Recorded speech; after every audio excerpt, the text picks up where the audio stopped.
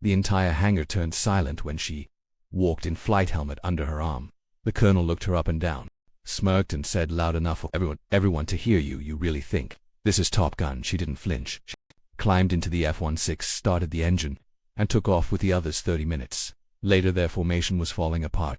One jet hit one pilot's unconscious radios in chaos, and the only person still in control was the one they'd laughed at. What she did next would leave the entire base speechless and ground the colonel's career for good. Captain Ava Brooks never asked to be noticed. In fact, her entire military career had been a quiet uphill war against the kind of noise that never showed up on flight logs. Offhand remarks in briefing rooms, lowered voices behind her back, subtle smirks when her name appeared on rotation orders. She learned early that the uniform might be the same for everyone, but what it covered wasn't judged equally. She was 35, with over 1,000 flight hours logged, 3 overseas deployments to combinations for split-second decision-making in airspace emergencies, and yet she still found herself sitting on folding chairs outside flight control, waiting to be needed. The base Callahan Joint Air Training Center was known for its high-pressure training cycles and sharp chain of command. Pilots came here to prove themselves before deployment or to sharpen before promotion. Ava had been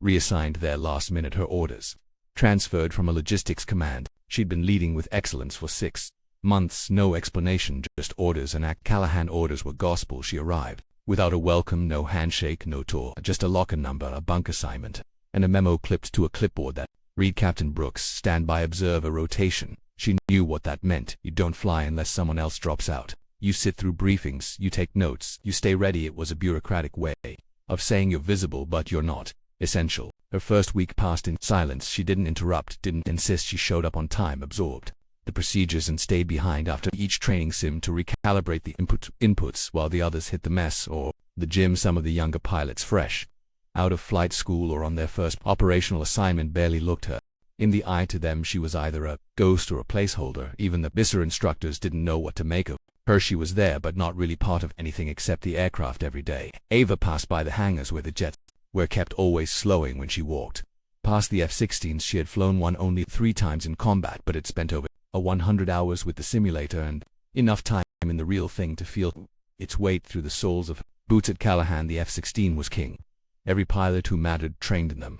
Every mission worth bragging about involved them, and unless your name was on the active schedule, you were invisible. She didn't mind the silence, but she noticed the looks, the ones that happened during mission briefings, how they'd skim over her like she wasn't really in the room. The way Lieutenant Crowley, a hotshot with a perfectly gelled haircut and a perfect record of loud opinions, always seemed to talk louder when she was around, as if staking his claim on every inch of airspace. And above them all was Colonel Branson, that base training commander, ex-fighter pilot, square jaw, spotless medals, the kind of man who stood with his arms folded and measured worth with a glance. He never addressed Ava directly, only nodded vaguely when she passed, like acknowledging a technician or a clipboard, not a pilot. The shift came the morning of the VIP exercise. A congressional delegation was scheduled to tour the base along with a few generals from the joint staff. It was more show than function, a display of air coordination, formation, discipline, emergency response. Branson wanted perfection, and perfection meant putting the same 3 men in the sky who always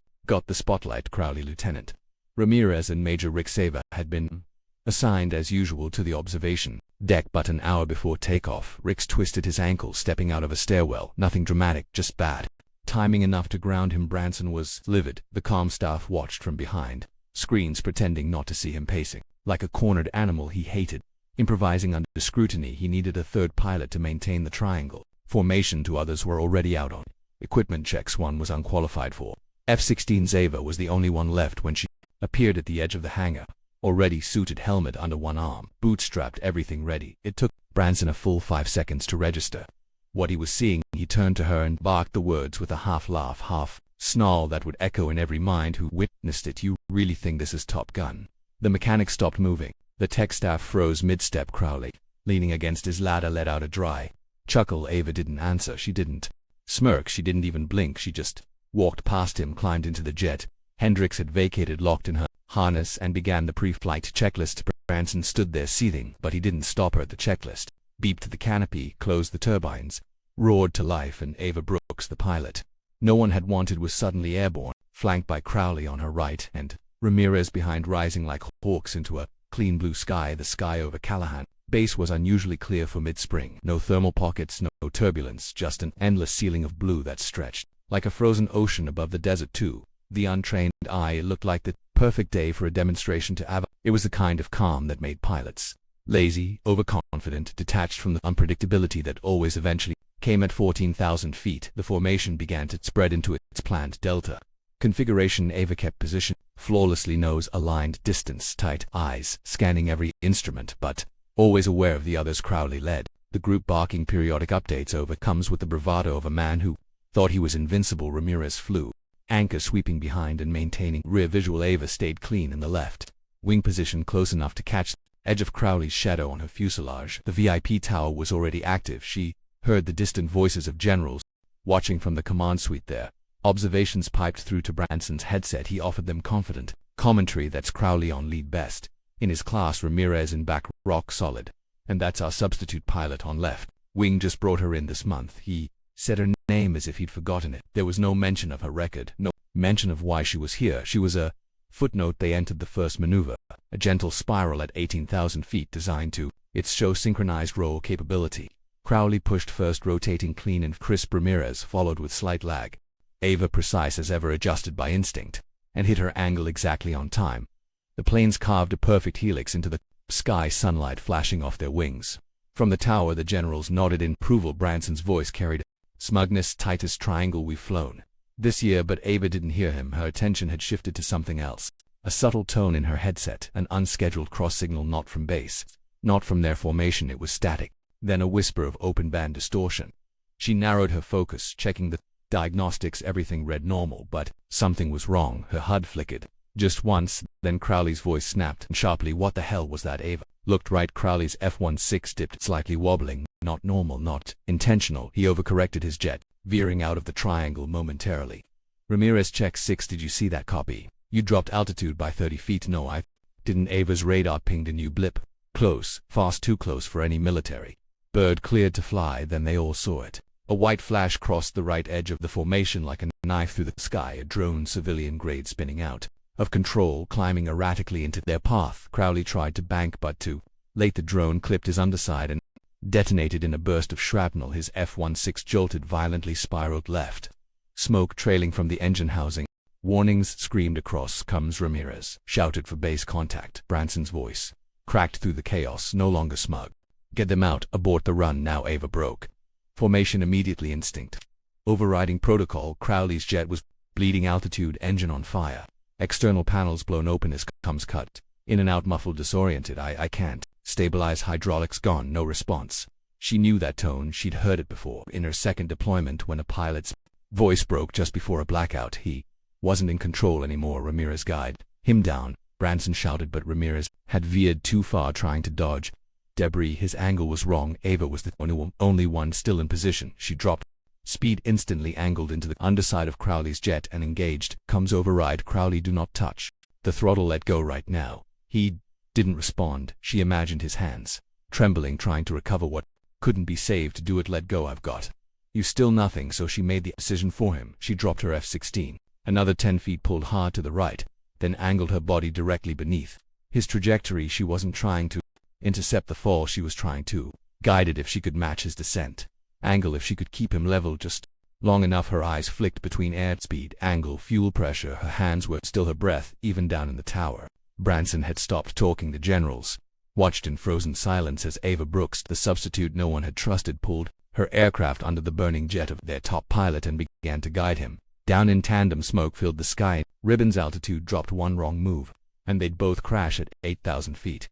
Crowley's left wing snapped. His jet tilted sharply. Ava reacted instantly, flaring, rolling left, cutting power, then reigniting as she slid under the falling debris. Her stabilizer caught the edge of Crowley's airframe. A jolt, a scream of metal. She didn't flinch. The jet steadied for 2 seconds, long enough for Crowley to regain a sliver of consciousness. His voice returned raspy and broken. Brooks, keep your hands off the stick. She brought him down like that, inch by inch, bleeding altitude while managing to aircraft paths at once, anticipating every shift of wind, every wobble in balance. When they reached 3,000 feet, she broke formation and took a steep vector toward the emergency strip. Crowley's plane fell into its descent path like a stunned animal. Fire crews waited, sirens already screaming. Ava didn't land, not Yet she kept visual on his bird until it hit the tarmac, bounced twice, skidded and finally slid into a dead halt surrounded by foam. He was alive, and only then did she bring her own jet down, not a scratch.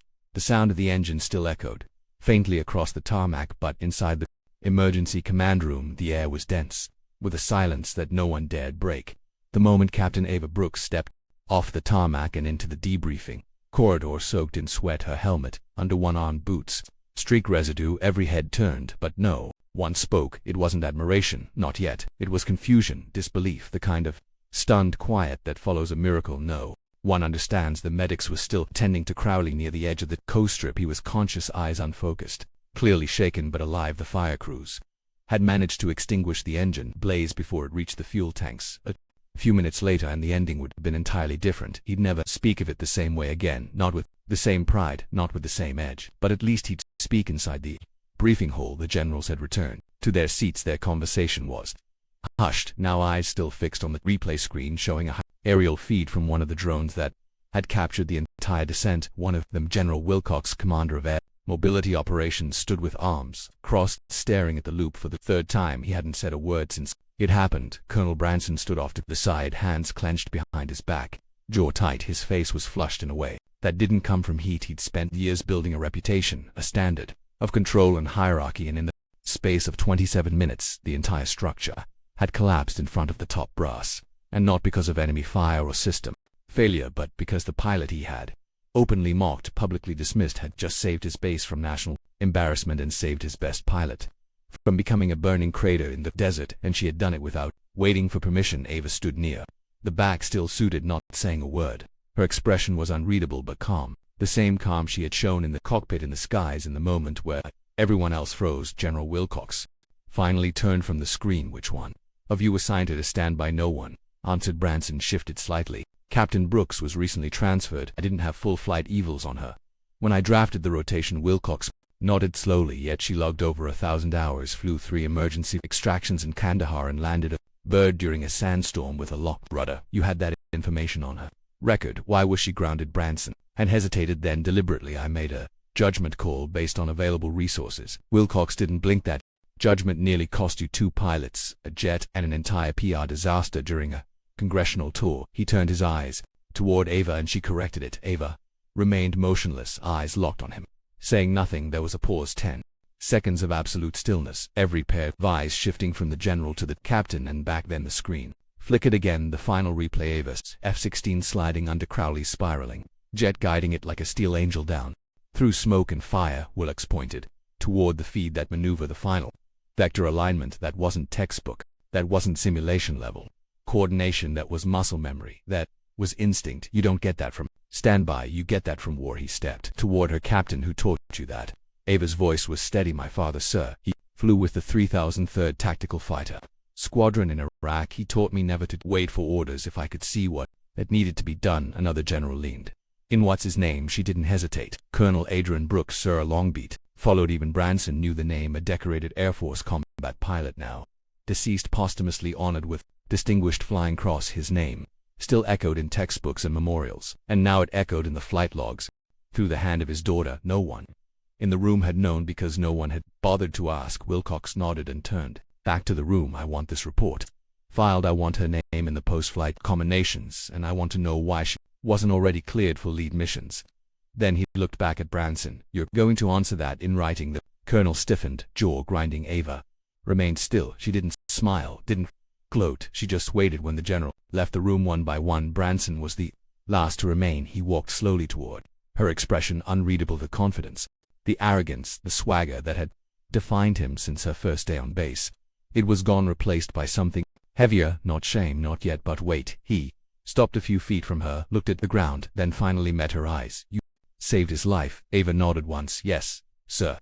He looked down again for a long time. He didn't speak then, in a voice far quieter than anyone had ever heard from him. "Dism, Captain." She turned, walked away, and left him standing in the silence he had created for himself. The base didn't change overnight, but something in the air had. It wasn't loud, it wasn't official. There were no speeches, no medal ceremonies, no lines of brass standing at attention, but the S.H. Allens that used to follow Ava Brooks when she walked into a room. That vacuum of recognition built from neglect had shifted into something else, respect, unspoken but unmistakable. She was no longer the substitute, the observer, the backup. No one said it aloud, but they all remembered every time she crossed the hangar floor the text made way without being told. The young pilots watched her movements with a kind of attention normally reserved for instructors. Some even stopped mid-task just to see how she adjusted a strap, how she checked a wing panel, how she reviewed a flight manifest.